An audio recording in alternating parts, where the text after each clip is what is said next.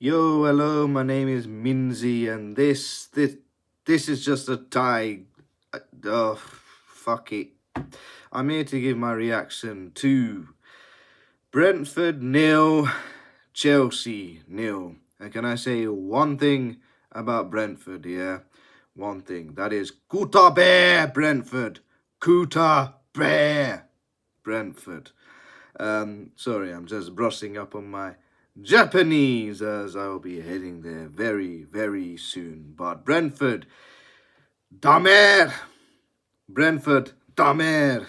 Use Google Translate to figure out what on earth I'm exactly saying, but it can't be that pleasant.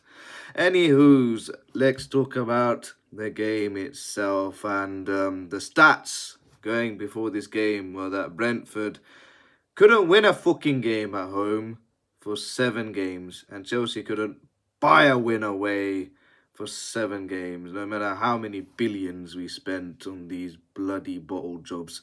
And so you would have thought that based upon Cartesian equations that the two would cancel each other out. So is it any surprise that it was 0-0? And well, yeah, it was a bit of a surprise because guess what? I think Brentford should have won that game 2-0. I'm just going to say it as it is. And you know what the worst thing is? Thomas Frank has a little dig at Chelsea. A little dig in his interview. He was saying, compared to what, Chelsea spent to what Brentford spent, they were the better team and they had the better chances. And you know what? It's not like I can be annoyed at him because it's true. How many millions and billions have we spent on, and we couldn't even get a string of flowing passes going against Brentford, man. And Brentford had the better opportunities. They really did. They should have won this game very, very, very comfortably. All right, and Mbeumo probably overall was man of the match. He was really, really, really pulling the strings and was probably unlucky that he didn't get a goal or an assist in this game. So what happened? Well, first half was sluggish, so we say the least. I mean, I was very surprised at the team sheet that Maresca put out. It was practically a bit. It's like a squad. Like the initial starting 11 for Chelsea is like a squad that you'd see play against Barnet in the third round of the FA Cup. Just put all the fringe players in, see what they can do. And he's one of those where you just sit back and go, listen, I know the Conference League is Thursday, but for Christ's sake, it's just the bloody Conference League. Like, why are we saving our best players for the Conference League? I don't even know who we're playing in the Conference League. Who are we playing? Are we playing Warsaw or are we playing are we playing the Wu-Tang Clan? I don't even know who we're playing in that bloody Conference League. So without acting big man or anything, we should be hitting that final. I don't care. I don't want to be tempting fate or anything like that, but really, who are we playing that Conference League? Why are we saving players for that Conference League? I don't understand.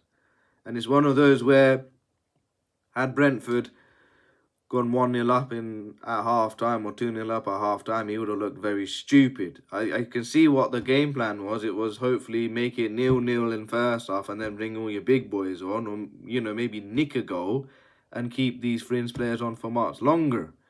As such, we got away with it in the first half.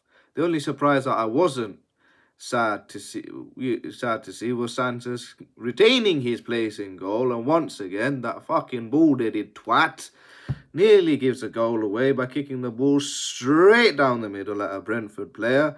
It bounces to Mbeumo, who plays a wonderful ball to Shard, and I thought Sanchez made up for it with a wonderful save, but instead I see on the replay that Shard just completely fluffs his line. A bit of Schadenfreude there. He just completely fluffed his line. He air kicked it straight to Sanchez. He didn't have to make a save. He got away with one there.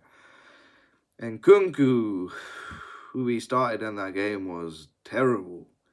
Like you always taught as a young lad that, you need to be near your attacking players to provide some support and stuff. And there was a moment where I remember Madueke, who came back from injury, remember? I think he closed down one of the Brentford players. He closed him down. There was the ball was free for a moment. Had Nkunku been near to him, he could have nicked it and been 1-on-1 with the goalkeeper. As such, he couldn't control a bloody football if it was shaped like a cube. Never mind an actual football. You know what I'm saying? It was so disappointing. He makes me look like fucking Cristiano Ronaldo, and I'm shit. Alright, I'm fucking shit, and he made me look like Cristiano Ronaldo. That's how disappointed I am with Nkunku. So he fluffed his lines, he got taken off, and Jackson got put into the second half. And almost straight away, he runs in behind the Brentford defence from a long ball, and he almost scores. Well, unfortunately, he dragged his shot, and he sent it all the way to bloody Osaka, the wanker. Anywho, oh well, it didn't quite work out there, but I say Brentford should have gone 1-0 up. They really should have gone 1-0 up from our own bloody corner. What was it? Wisser and Mbeumo run through and goal, combined nicely, and for once Sanchez does his job and actually saves a beautiful shot. I keep telling you with Sanchez, if you hit a shot straight at him, he won't save it. But if you hit it and aim it for one of the corners, somehow Sanchez will get there. Alright, he didn't quite aim it at one of the corners. It was quite next to Sanchez on that occasion. But usually those are the kind of goals that Sanchez does let in. So it was nice to see him save a shot.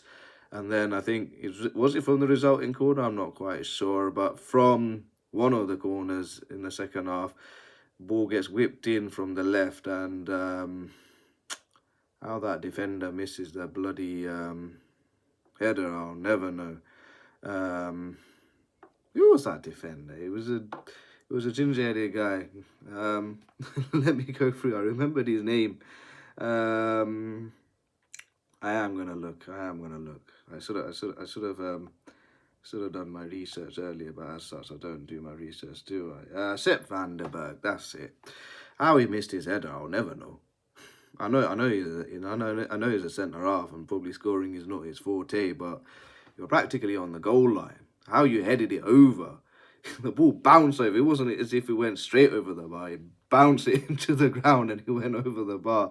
I don't know how you managed to do that, but oh well. Thank you for that. Even if it was unintentional, the miss. Maresca did change it up in the second half. He had to. Like I said, he brought Jackson on at the start of the second half, and then he brought on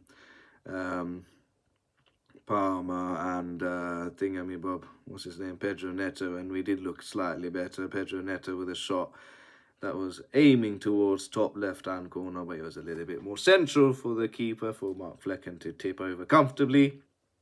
I thought Chelsea's best player was Reece James. He handled Mbeumo quite well, and his free kick deliveries were on point.